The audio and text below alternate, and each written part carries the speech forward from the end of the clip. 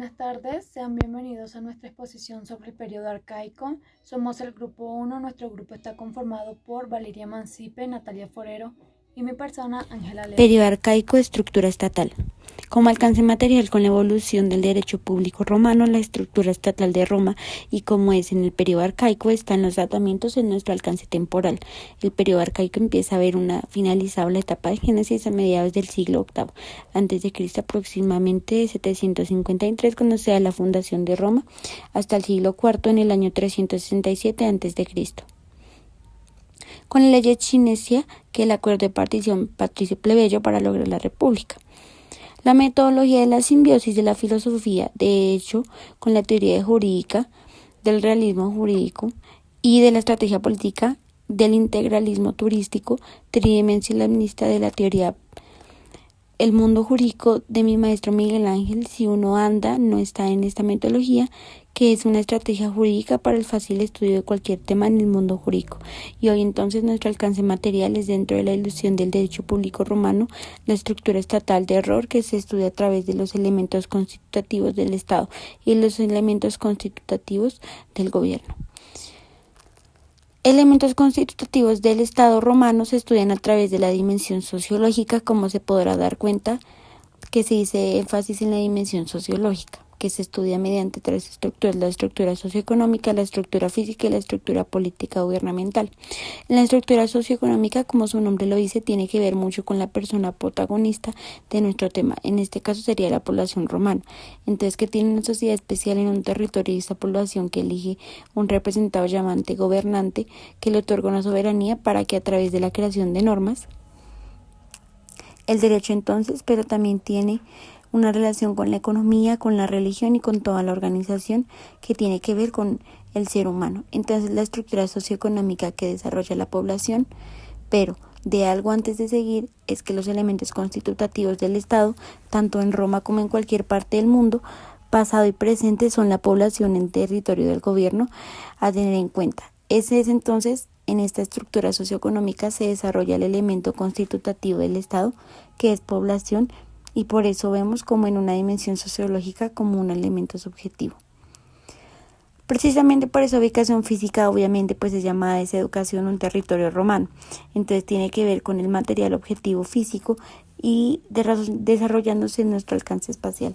La ubicación de esa población en la parte física denominada es el elemento constitutivo del Estado territorio. La tercera estructura, en la estructura política, tiene que ver entonces en el elemento constitutivo del Estado, que es el gobierno. Y es importante porque esta población está ubicada en un territorio, elige o escoge representantes para que a través de su concepto de soberanía. El territorio del periodo arcaico. El territorio de Roma en este periodo estaba constituido por la Urus y por el condado Agri, que con el tiempo se fue agrandando cada vez más. Pero hablemos de las fases. La fase latino-sabina. En esta fase existían las tribus que progresivamente se fueron unificando para dar lugar a la Urus. La fase etrusca. En esta fase la Urus alcanzó su plena maduración porque los etruscos trajeron evolución tanto social como económico.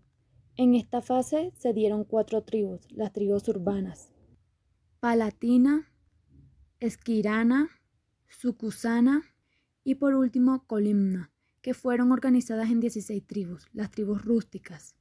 Como tribu número 1 tenemos a la tribu Emilia, como número 2 a la Camilia, como tercera Claudia, como cuarta Coernelia, como quinta Fabia, como sexta Galinia, como séptima Horacia, como octava Demolia, como novena Menemia, le sigue la Papiria, siguiente Polia, siguiente Pupinia, Rumolia, Sergia, Voltinia y por último Betunia.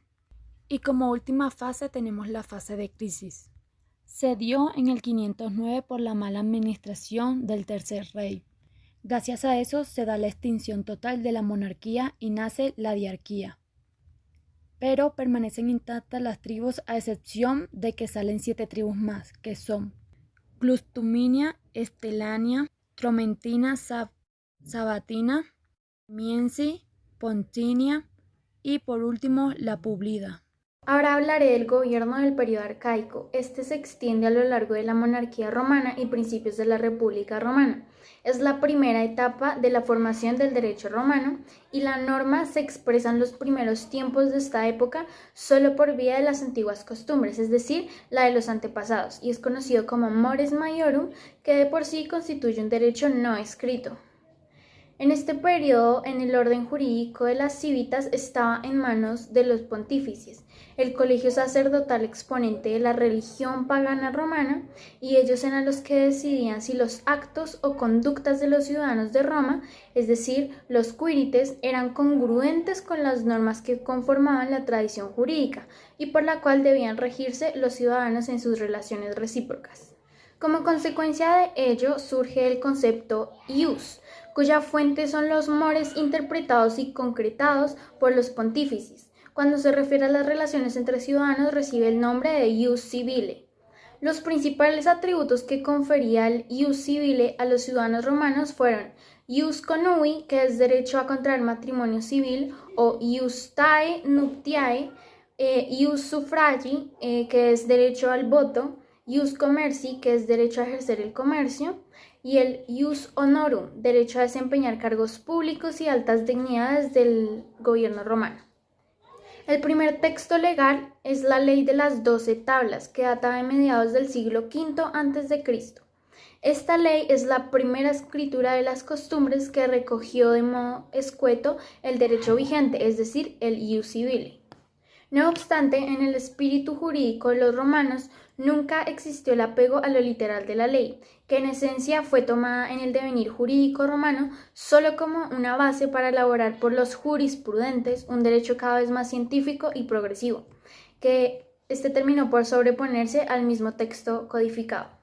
Roma no tendría otro derecho codificado como la Ley de las 12 Tablas hasta el ocaso de la evolución de su derecho con la obra legislativa de Justiniano I en el siglo VI después de Cristo. En este periodo, Roma asentó las bases preferentemente en la jurisprudencia más que en la legislación.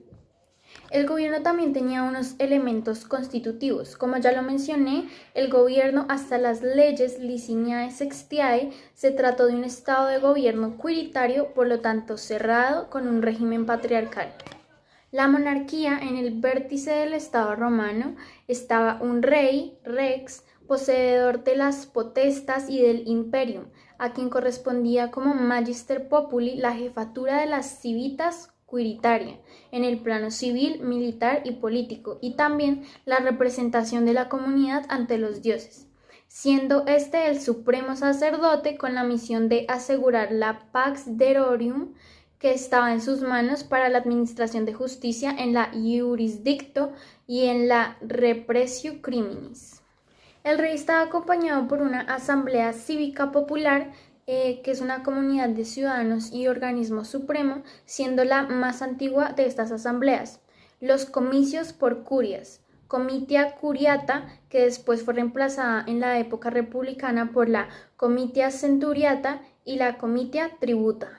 Y el tercer elemento constitutivo del gobierno en la vida constitucional romana, al lado de las asambleas populares y el rey, reemplazado luego por las magistraturas, era el Senado, que es el Consejo de los Ancianos. Fue inicialmente la asamblea de los patres maiorum gentium y de las gentes quiritarias originarias, y se transformó poco a poco a partir de la fase etrusca con Concilium Regis, formado por los patres minorium gentium, formado por los patres familiarium de mayor juicio, sensatez, prudencia y edad. Bueno, y eso fue todo por gobierno y estructura estatal del periodo arcaico.